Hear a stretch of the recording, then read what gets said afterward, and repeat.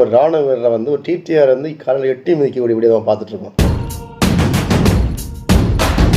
இந்த வீடியோவை பார்த்தாலே நெஞ்சம் பதற மாதிரி இருக்கும். ஏன்னு சொன்னால் ஒவ்வொரு ராணுவ வீரனும் வந்து கிட்டத்தட்ட 6 மாதம் 1 வருஷம் கழிச்சு தான் விடுமுறைக்கு வந்து ஒவ்வொரு நாளும் 30 நாளோ 20 நாளோ 1 மாதமோ அல்லது ஒரு 2 மாதங்களும் வந்துட்டு போகும். அரசாங்கம் வந்து கொடுக்கக்கூடியது, மத்திய அரசு கொடுக்கக்கூடியது ரயில்வே துறைக்கு ஆண்டிற்கு 3 வாரண்ட் சேர்ந்து போகிறதுக்கான ஃபேமிலி வாரண்ட், டிஸ்ட் வாரண்ட், இந்த மாதிரி பல்வேறு திரட்ட சலுகைகளை வழங்குறாங்க. இந்த ராணுவர்கள் அந்த பலனை அடைகிறாங்களா? நிச்சயமாக இல்லை. எந்த ராணுவர்கள் வந்து ரிசர்வ் பண்ணிட்டு போகிறாங்க? எல்லா ராணுவர்களுமே பாத்ரூம் பார்த்தீங்களா, அந்த பெட்டி அங்கே தான் உட்காந்துருப்பாங்க. ராணுவ வீரனை வந்து இரவு பகல் கண் விழித்து இந்த பனியிலையும் மழையிலையும் நின்று தூங்காமல் காவல் காத்துட்ருக்காங்க. இந்த ராணுவ வீரர் நாங்கள் இருக்கிறனால தான் நம்ம இங்கே சந்தோஷமாக மற்றவங்கள மாதிரி சிரித்து உங்கள் வாழ்க்கையை, ரியாலிட்டி வாழ்க்கையை, இயல்பு வாழ்க்கையை நீங்கள் வாழ்ந்துருக்கீங்க, அதை மறந்துடாதீங்க. இது அதுவும் இல்லாமல் இந்த டிடிஆர், இப்போ டிடிஆரை நான் வந்து ஒரு ராணுவ காரை எட்டி உதச்சாச்சுன்னா என்ன பண்ணுவாங்க? போராட்டம் பண்ணுவாங்க, ஆர்ப்பாட்டம் பண்ணுவாங்க, வேலையோட ஸ்ட்ரைக் பண்ணுவாங்க. அப்படின்னு பார்த்தா இந்த ராணுவங்களை வந்து நீங்கள் காவல்துறையும் சரி, இல்லை டிடிஆரும் சரி, இல்லை பொதுமக்களை அடித்து கொள்கிறாங்க. இந்த டிஎம்கே நிறைய ஒரு கட்சியை எடுக்க விரும்பல. பல இடங்களில் வந்து நம்ம வரிசையாக ஒவ்வொரு நாளும் தினந்தோறும் நடக்கக்கூடிய அன்றாட வேடிக்கையாக பார்த்துட்ருக்கோம். நியூஸில் பார்த்தா அது ஏதோ வேறலாகி நியூஸில் வந்து வேறலாம் மட்டும்தான் பொதுமக்களுக்கு தெரியுது. மற்றபடி மக்களுக்கு எதுக்குமே தெரிய கிடையாது. ஒவ்வொரு ராணுவ வீரனும் விடுமுறை வரும்போது எவ்வளோ கட்டு வேதனைப்பட்டு இங்கேருந்து போகிறாங்கன்னு தெரியுமா? அவ்வளோ கஷ்டத்தை கொடுத்துட்ருக்காங்க.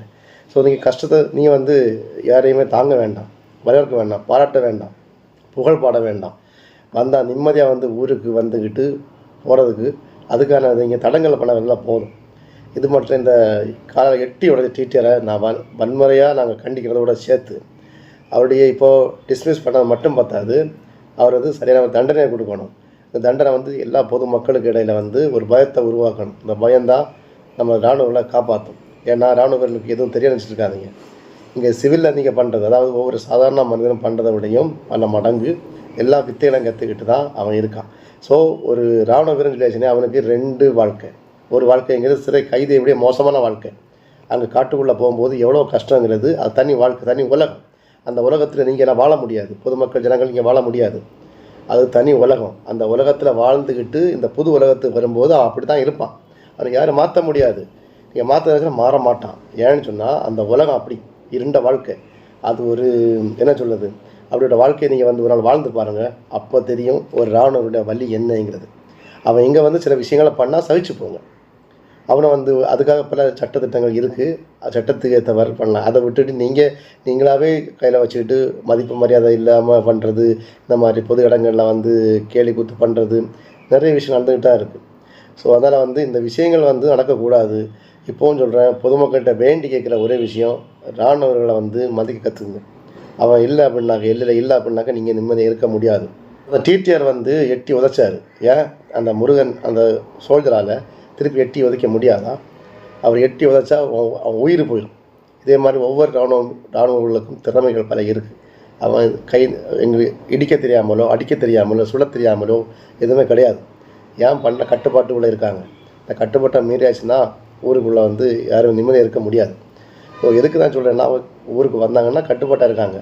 இந்த ட்ரைனிங் ஒரு சோல்ஜர் ஆகணும் அப்படின்னாக்க 6 மாதம் பேசிக் 0 வீக் ட்ரைனிங், அப்புறம் 3 மாதம் வந்து பேசிக் ட்ரைனிங், அதுக்கப்புறம் 3 மாதம் வந்து அட்வான்ஸ் ட்ரைனிங். இது முடித்தா தான் ஒரு சோல்ஜர். இந்த சோல்ஜரை வந்து ஒரு யூனிட்டுக்கு போன பிறகு அங்கே ஒய்எஸ்கேன்னு வைப்பாங்க. ஒய்எஸ்கேன்னு சொல்லிச்சுன்னா 6 மாதம் ட்ரைனிங், ரெக்ரூட் 5 வருஷம் ரெக்ரூட்டாக தான் இருப்பாங்க. ஸோ அவருடைய நிலைமை எந்த மாதிரி இருக்குன்னு யோசிப்பாங்க. அடிமை, கொத்தடிமை வாழ்க்கையாக இருப்பாங்க. அதையும் வாழ்ந்து, அதாவது எந்த நேரமும் சரி சாக துணிந்த ஒரு போர் வீரன், எதையும் சைத்து போகிற ஒரு மனப்பக்குவம், அந்த அளவு ரொம்ப ஹார்டாக திடனாக இருப்பாங்க. ஏன்னா மொத்தம் தூங்குறது இங்கே இந்த நீங்கள் நிம்மதியாக ஒய்ஃப் கூட படுத்து தூங்கிட்டு இருப்பீங்க ரூமில். ஸோ ஒரு இராணுவ தூங்கினா துப்பாக்கியை தான் பக்கத்தில் படிச்சிருப்பாங்க. தான் அவனுடைய பொண்டாட்டி சொல்லுவாங்க, ஃபீல்டு ஒய்ஃப் அப்படின்னு சொல்லுவாங்க. அதில் என்னன்னு சொன்னால், ஒவ்வொரு இராணுவனுடைய மனைவிங்கிறது தன்னுடைய துப்பாக்கி தான் சொல்லுவாங்க. ஒரு ஆப்ரேஷன் போகிறாங்க, எங்கே போனாலும் சரி, ஒரு இராணுவம் சுமக்கக்கூடியது ஒரு துப்பாக்கி கிடையாது. ஒரு ஆரல், ஒரு பிஸ்டல், அப்புறம் AK-47, இதை தவிர்த்து கிரினேடு, குண்டு எல்லாம் கொண்டுக்கு போகிறவன் தான் இராணுவ வீரன். நீங்கள் எல்லாம் கண்டும் கேட்க முடியாத ஆயுதங்கள், அதை உடம்பு ஃபுல்லாக சுமந்துக்கிட்டு போகிறவன் தான் இராணுவ வீரன். நம்மளை புரிஞ்சுங்க. அப்படிப்பட்ட இத்தனை வித்தைகளை படித்த ஒரு இராணுவ வீரன் இப்படிப்பட்டவன் ஏன் வந்து ஊரில் அமைதியாக இருக்கான்னா, மறைமுகம் உங்கள் வாழ்க்கையை அவனை ஆசைப்படுறான். ஸோ அவன் அந்த வாழ்க்கைக்கு ஃபிட் இல்லை, அன்ஃபிட்டு. அவன் அப்படி தான் இருப்பான். ஆனால் வந்து திருப்பி மறுபடியும் அங்கே போகிறான் அப்படின்னாக்கா மறுபடியும் அந்த வாழ்க்கை மாறிடும். இந்த 2 வாழ்க்கைக்குள்ளே இந்த 2 விதமான அந்த லைஃப்பில் அவன் படுற அவஸ்தையே வேறு. ஏன்டா பிறந்தேன்னு இருக்கும், அந்த அளவு கஷ்டம். இந்த கஷ்டத்தையும் தாண்டி அரசாங்கம் கொடுக்கக்கூடிய சின்ன அந்த குறுந்தொகை இதை வச்சுட்டு தான் அவன் வாழ்க்கையை ஓட்டிகிட்ருக்கான். ஸோ தயவுசெய்து திருப்பி நான் சொல்கிறேன், ராணுவ வீரனுக்கு நடந்த சம்பவம் யாரும் நடக்கக்கூடாது. இதுமாரியும் சரி, காவல்துறைக்கும் அன்பான வேண்டுகோள். அன்பு சகோதரர்களே, நீங்களும் கஷ்டப்பட்டு எல்லாருமே தான் ஒரு வேலை விஷயமாக வந்திருக்கிறீங்க. உங்களை மாதிரி ஒரு ஃபோர்ஸ் தான் நாங்களும். ஸோ தயவுசெய்து அந்த மாதிரிப்பட்ட ஒரு தவறுகளை செய்யாதீங்க. ரெஸ்பெக்ட் கொடுங்க. Give respect, take respect. அதாவது மதிப்பு கொடுத்து மரியாதை வாங்க பழகுங்க. அதே மாதிரி ரயில்வே துறையும் சரி, கவர்மெண்ட் ஸ்டாஃப் சரி, உங்களை மாதிரி ரேங்கு ஃபோர்ஸ் தான் நாங்களும். ஸோ எல்லாரையும் மதித்து கடைபிடித்து வாழுங்க. மற்றபடி வீரத்தை காட்டாதீங்க. நீங்கள் அங்கே தான் பெரிய ஆள், இங்கே பெரிய ஆள் இல்லை அப்படின்னு சொல்லாதீங்க. எங்கேயும் பெரிய ஆள் ஆகணும்னா இல்லைனா பெரிய ஆள் தான். ஆனால் டிசிப்ளின் கற்றுக் கொடுத்துருக்காங்க ஃபோர்ஸில். எந்த மாதிரி இருக்கணும், எப்படி நடக்கணும், அந்த மாதிரி.